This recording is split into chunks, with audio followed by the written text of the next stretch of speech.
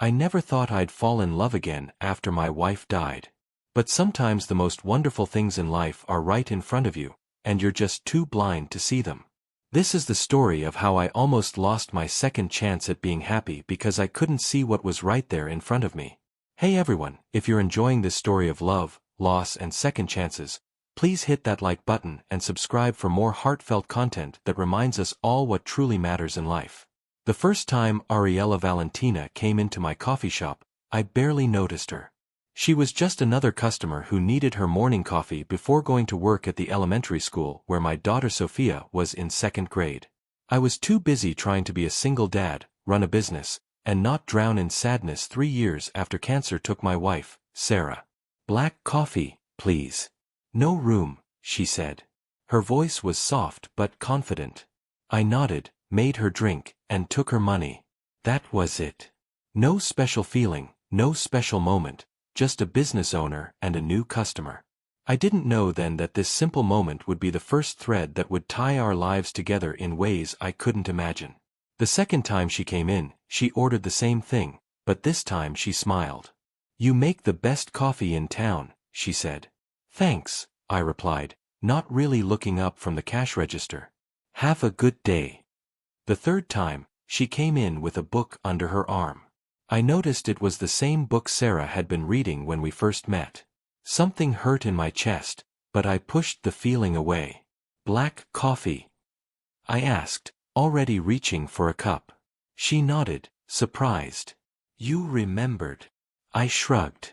"It's an easy order." What I didn't tell her was that I remembered everyone's orders. It was my way of staying in control in a world that had gone crazy when Sarah died. Remembering coffee orders was simple, predictable, and safe. The fourth visit, she started coming in during the afternoon when things were quiet, when the morning rush had died down and before the afterwork crowd arrived. She'd sit by the window, grade papers, and sometimes look my way. I pretended not to notice. "You're Sophia's dad, right?" she asked one day, coming to the counter for a refill. I looked up, really seeing her for the first time. She had kind eyes, warm brown with little bits of gold that caught the light. Her dark hair fell in soft waves past her shoulders, and she wore a nice jacket over a silk shirt. "Yeah," I said, suddenly feeling awkward. "You know Sophia?" "I'm Ms. Valentina, her art teacher." She smiled, and something about it made me feel both comfortable and uncomfortable at the same time. "She talks about you all the time.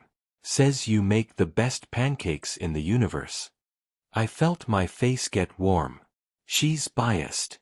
And they're dinosaur-shaped. Hard to compete with that. "Still," she said, "it's sweet. She adores you." I nodded, not knowing what else to say. Talking about Sophia was easy. Talking about anything else felt like walking through a dangerous place. "She's a talented artist," Ariella continued. "She drew the most beautiful picture of your family last week." My heart sank. "Let me guess. Me, her, and Sarah." Ariella's face softened.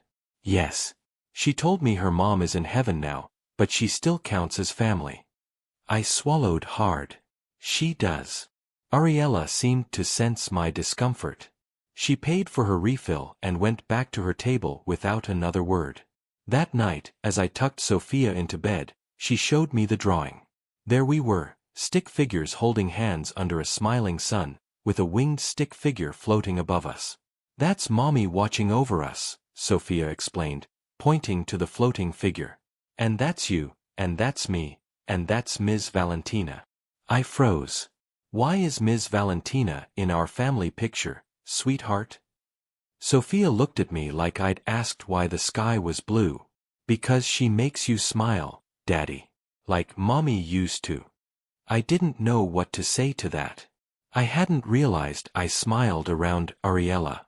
I hadn't realized Sophia had noticed. I hadn't realized I could feel that kind of happiness anymore. "Time for sleep, kiddo," I said, kissing her forehead and changing the subject. That night, I sat on the couch staring at Sarah's photograph on the fireplace shelf. "What am I supposed to do?" I whispered to her silent picture. How am I supposed to know when it's time to move on? Sarah's smile offered no answers, just the same frozen happiness from our wedding day. Sometimes I hated that picture, how it trapped her in a moment of joy that cancer had stolen from us. Other times, it was the only thing keeping me sane. The next day, Ariella came in during her usual afternoon time. This time, I noticed everything about her. The way she tucked her hair behind her ear when she was thinking hard. How she bit her lower lip when grading a really hard assignment. The elegant way she spoke to an elderly customer who seemed confused about his order. When she came to the counter for her refill, I had it ready. "On the house," I said. She raised an eyebrow. "What's the occasion?" "Thank you for being kind to Sophia, for noticing her talent." Ariella's smile was real. "She makes it easy. She's a special kid." "Yeah, she is." I hesitated, then added, "I'm Jack, by the way. I realize you probably knew that, but we've never properly introduced ourselves." "Nice to officially meet you, Jack." She held out her hand. And when I took it, I felt something I hadn't felt in years. A connection. Simple human warmth that didn't feel like I was betraying Sarah's memory. That handshake marked the beginning of a friendship that grew so slowly, I barely noticed it happening. Ariella became a regular part of our lives. She'd stop by the coffee shop almost every day. Sometimes she'd bring art projects Sophia had completed. Other times she'd just sit and grade papers, sometimes looking up to share a smile or a short conversation. When Sophia's school held a father-daughter dance, I panicked about my lack of dancing skills. It was Ariella who came to the rescue, offering to teach me some basic steps after hours in the coffee shop. "I'm hopeless," I admitted after stepping on her toes for the third time. "You're not hopeless," she laughed, moving my hand back to her waist. "You're just overthinking it. Dancing isn't about counting steps. It's about feeling the music." "Sarah was the dancer in the family," I said without thinking. "I always had 2 left feet." Instead of the awkward silence that usually followed any mention of Sarah, Ariella simply nodded. "Tell me about her," she said softly. And surprisingly, I did. As we swayed awkwardly around the empty coffee shop, I told Ariella about Sarah's love of dancing, her terrible cooking, her beautiful singing voice, her passion for teaching. She'd been an English professor at the local community college. "She sounds wonderful," Ariella said when I finally ran out of words. "She was," I agreed, suddenly realizing we'd stopped dancing and were just standing there, my hand still on Ariella's waist, hers on my shoulder. I stepped back quickly. "Thanks for the lesson. Sophia will be thrilled. I won't completely embarrass her." If Ariella noticed my sudden retreat, she didn't say anything about it. "Anytime," she said, gathering her things. "That's what friends are for." Friends. The word felt both right and not quite enough at the same time. The father-daughter dance went better than expected. Sophia wore a purple dress that Sarah had bought her before she got sick. It had been too big then, but now fit perfectly. I wore a tie that matched her dress. And when we walked into the gym decorated with twinkling lights and paper stars, Sophia squeezed my hand. "Mommy would love this," she whispered. Yes, she would. I agreed, my throat tight. We danced. And thanks to Ariella's lessons, I managed not to step on Sophia's toes too many times. As we twirled around the floor, I caught sight of Ariella standing with the other teachers along the wall. She gave me a thumbs up, and I found myself smiling back. Later, as the event was ending, Sophia ran off to say goodbye to her friends, leaving me alone for a moment. Ariella came over, looking stunning in a sleek midnight blue dress that shimmered under the lights. "You did great out there," she said. "A regular Fred Astaire." I laughed. Hardly, but at least I didn't embarrass my daughter, which was the goal. Mission accomplished then. She hesitated, then added, "You know, there's a staff dance coming up next month. I don't suppose you'd want to put those new skills to use again?" The question caught me off guard.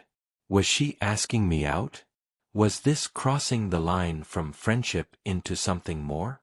I wasn't ready for that. Or was I? I stammered, panic rising in me. Ariella immediately backtracked. As friends, of course. No pressure. I just thought it might be fun. I'll think about it, I said, relieved by her explanation, yet somehow disappointed at the same time. Sophia ran back to us then, saving me from my mixed-up thoughts. Ms. Valentina, did you see me dancing with Daddy? He only stepped on my toes twice. Ariella laughed. I saw. You were both wonderful. Are you coming over for movie night tomorrow? Sophia asked innocently. I froze. We hadn't discussed any movie night. Ariella looked equally surprised. I don't think I was invited, sweetie. Well, I'm inviting you now, Sophia declared with the confidence only a 7-year-old could have. We're watching The Princess and the Frog. It's Daddy's turn to pick, but he always lets me choose anyway. I found my voice. Sophia, Ms. Valentina probably has other plans. Actually, I'm free, Ariella interrupted, then quickly added, but only if it's okay with your dad. They both looked at me expectantly. I felt cornered, yet not entirely unhappy about it. Sure, I heard myself say. Movie night starts at 7. I make popcorn with M&Ms mixed in. It's kind of our tradition. Sounds perfect, Ariella said, her smile warming something inside me that had been cold for a very long time. That night, as I tucked Sophia in, she looked at me with Sarah's eyes. The same shape, the same shade of green. Daddy, do you like Ms. Valentina? I sat on the edge of her bed, choosing my words carefully. Yes, I do. She's a good friend. Sophia shook her head, clearly not happy with my answer. No, I mean, do you like her? Like how you liked Mommy? The question hit me hard. Sophia, that's complicated. Why? Mommy told me before she went to heaven that she wanted us to be happy. She said you might find someone else to love someday and that would be okay. I stared at my daughter, shocked. Sarah and I had never talked about this in front of Sophia. When did Mommy tell you that? When she was in the hospital. You were getting coffee, and she made me promise to take care of you and to let you be happy again. Tears filled my eyes.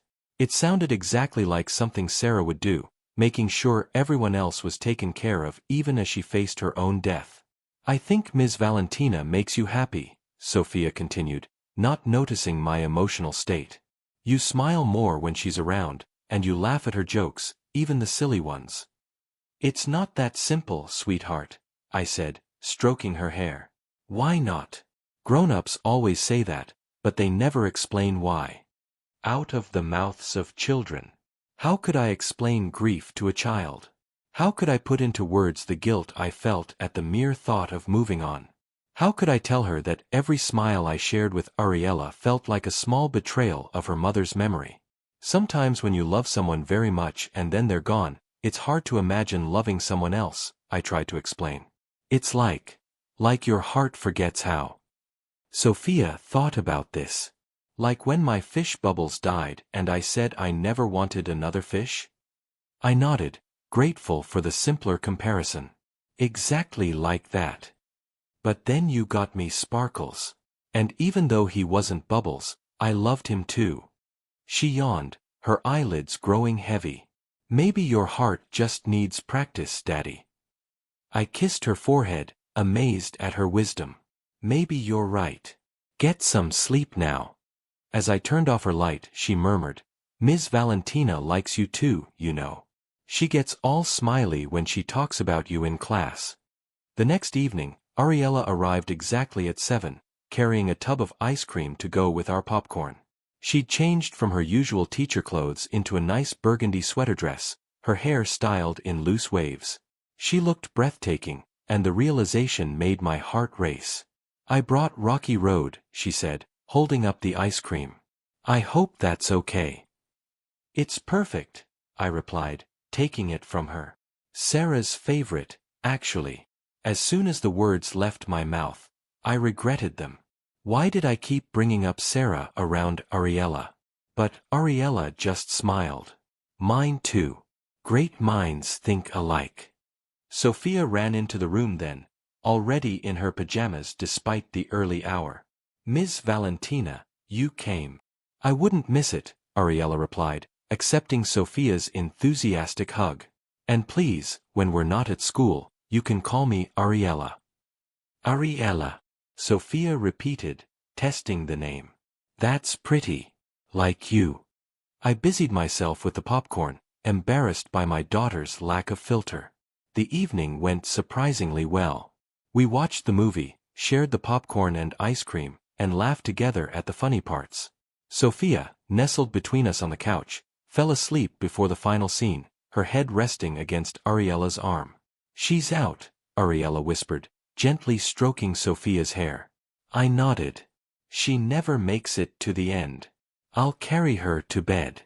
I picked up my daughter, who barely moved as I carried her to her room. When I returned, Ariella was cleaning up our snack bowls.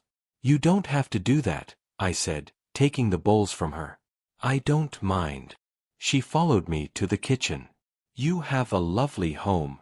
I glanced around the modest house that Sarah and I had bought with such hope for our future. Thanks. It's nothing fancy, but it's ours. It feels lived in, loved. She leaned against the counter, watching me rinse the dishes. Sophia is an amazing kid. She is, I agreed. Sometimes I wonder how I got so lucky. It's not luck, Jack. It's you. You're a wonderful father. I turned to face her, suddenly aware of how close we were standing. I'm just doing my best. Your best is pretty impressive. Her voice was soft, her eyes warm. Something changed in the air between us. I could feel it. A tension, a possibility. For a moment, I thought she might lean in, or I might. Instead, I took a step back. More wine, I offered, pointing to her half-empty glass. A flicker of disappointment crossed her face so quickly I almost missed it. No, thank you. I should probably get going. School night and all. I walked her to the door, an awkward silence replacing our earlier easy conversation. Thanks for coming, I said as she put on her coat. Sophia was thrilled. Just Sophia. The question was light, but her eyes searched mine. I had a good time too, I admitted. It's been a while since I've had adult company that wasn't related to the coffee shop. She nodded, accepting this. We should do it again sometime. We should, I agreed, though part of me was already pulling back, already building walls. After she left, I sat alone in the living room, the house suddenly too quiet. On the fireplace shelf, Sarah's photograph seemed to watch me with understanding eyes. What am I doing? I whispered to her. What am I so afraid of? The weeks that followed were filled with more movie nights, weekend outings to the park, and even a trip to the museum. Ariella became a fixture in our lives, and with each passing day, I found myself looking forward to seeing her more and more. Yet every time we got close, every time there was a moment where something might happen, I pulled away. I could see the hurt in her eyes each time I did it, but I couldn't stop myself. The guilt was overwhelming. How could I be happy when Sarah was gone? How could I move on when she never would? It all came to a head on a rainy Tuesday evening. Sophia was at a sleepover with a friend, and I was closing up the coffee shop when Ariella walked in, soaked from the rain. Sorry, she said, water dripping from her coat. I was walking home from school and got caught in it. Mind if I wait it out here? Of course not, I said, handing her a towel from behind the counter. I was just about to lock up, but take your time. She dried her hair, making it curl even more than usual. Thanks. I should have checked the forecast. I made her a hot chocolate and sat across from her at one of the tables. No Sophia tonight? Sleepover at Emma's, I explained. First one. I'm trying not to call every 5 minutes to check on her. Ariella laughed. She'll be fine. Emma's mom is the PTA president. That house probably has better safety protocols than Fort Knox. We fell into easy conversation, talking about everything and nothing.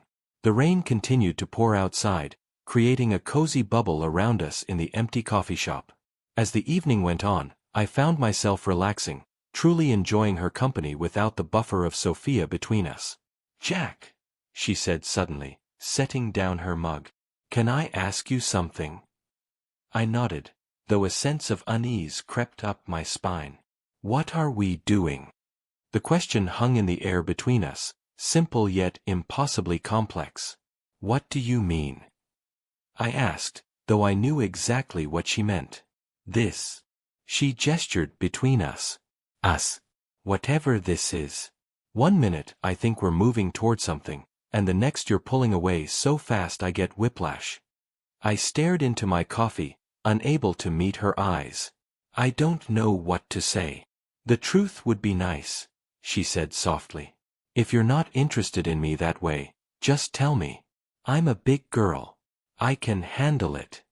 "It's not that," I said quickly, finally looking up at her. "It's not that at all." "Then what is it?" "Because I feel something here, Jack. Something real. And I think you do too." I took a deep breath. "I do. That's the problem." "How is that a problem?" "Because I shouldn't." The words burst out of me with more force than I intended. "I shouldn't feel this way about anyone. Not when Sarah's gone. Not when she'll never get to feel anything again." Ariella's face softened. "Jack. No, you don't understand. Every time I laugh with you, every time I enjoy your company, every time I think about how beautiful you are, it feels like I'm betraying her. Like I'm forgetting her." "Is that what you think moving on means? Forgetting?" I shrugged helplessly. "Isn't it?" She reached across the table and took my hand. "No. Moving on doesn't mean forgetting Sarah. It means making room in your heart for new memories alongside the old ones. It means honoring what you had by living fully now." "I don't know if I can do that," I whispered. "What would Sarah want for you?" she asked gently. "Would she want you to be alone? Would she want Sophia to grow up without seeing her father happy?" The questions hit me hard because I knew the answers. Sarah had always been the most generous person I'd ever known. She would hate to think of me living half a life because of her. "She'd want me to be happy," I admitted. "She'd want Sophia to be happy." "And are you happy?" I thought about it. Really thought about it. "Not completely. But when I'm with you, I can see a path to getting there. And that scares me." "Why?" "Because what if I lose you too?" The fear that had been hiding beneath all my other excuses finally came out. "I can't go through that again. I can't put Sophia through that again." Ariella squeezed my hand. "Jack, none of us know what tomorrow brings. But is that really a reason not to embrace today? To not embrace the chance at happiness when it's right in front of you?" I looked at her, really looked at her. At the woman who had patiently worked her way into our lives, who made Sophia laugh, who remembered how I took my coffee, who looked at me like I was worth something, even on days when I didn't believe it myself. "I'm scared," I admitted. "So am I," she confessed. "But I think what we could have is worth being brave for." I stood up suddenly, needing space to think. I walked to the window, watching the rain streak down the glass. Behind me, I heard Ariella sigh. "I should go," she said quietly. "The rain's letting up." I turned to see her gathering her things, her face showing resignation. She was giving up on me. And suddenly, the thought of her walking out that door, of losing her before I'd even allowed myself to have her, was more terrifying than any of my other fears. "Don't," I said. She paused, looking at me with guarded hope. "Don't. Don't go, please." She set her bag down slowly. "Why should I stay, Jack? Give me one good reason." I crossed the room to her, my heart pounding. "Because I'm an idiot. Because I've been pushing away the best thing that's happened to me and Sophia since Sarah died. Because I'm terrified of how much I care about you." her eyes filled with tears. Jack, that's 3 reasons, I interrupted. I can give you more. Because you make the best paper airplanes that Sophia has ever seen. Because you remember how everyone takes their coffee. Because you look beautiful first thing in the morning when you come in for your black coffee. No room. A tear slipped down her cheek. Jack, because I think I'm falling in love with you, I finished. The words felt both terrifying and right. And I don't want to run from that anymore. She stared at me for a long moment, more tears falling. Then suddenly she pulled her hands from mine and shoved my chest. You idiot, she cried, her voice breaking. Do you know how long I've been waiting to hear that? How many times I've almost given up on you? How many nights I've lain awake wondering if I was imagining everything between us? I stood there, stunned by her outburst. I love you too, you complete and utter idiot, she yelled through her tears. I love you, and I love Sophia, and I have for months. And then she was in my arms, and I was kissing her, and everything that had seemed so complicated suddenly felt simple. Right. Like coming home to a place I'd never been before. When we finally broke apart, both breathless, I rested my forehead against hers. I'm sorry it took me so long, I whispered. She smiled through her tears. You got there eventually. That's what matters. That night, as we walked hand in hand through the rain-washed streets, I felt lighter than I had in years. The guilt was still there, a small voice in the back of my mind. But for the first time, it was drowned out by something stronger. Hope. When I picked up Sophia the next day, she took one look at Ariella standing beside me and broke into a wide grin. Finally! She exclaimed, throwing her arms around both of us. I thought I was going to have to lock you two in a room together. Ariella laughed, meeting my eyes over Sophia's head. Your dad just needed a little time to figure things out. And a lot of yelling, I added with a smile. As we walked to the car together, Sophia between us holding both our hands, I glanced up at the clear blue sky. Somewhere, I knew Sarah was watching, and I could almost hear her saying, "It's about time." Sometimes the most beautiful things in life are standing right in front of you. And sometimes it takes someone yelling, "I love you, idiot," through their tears to make you finally see them.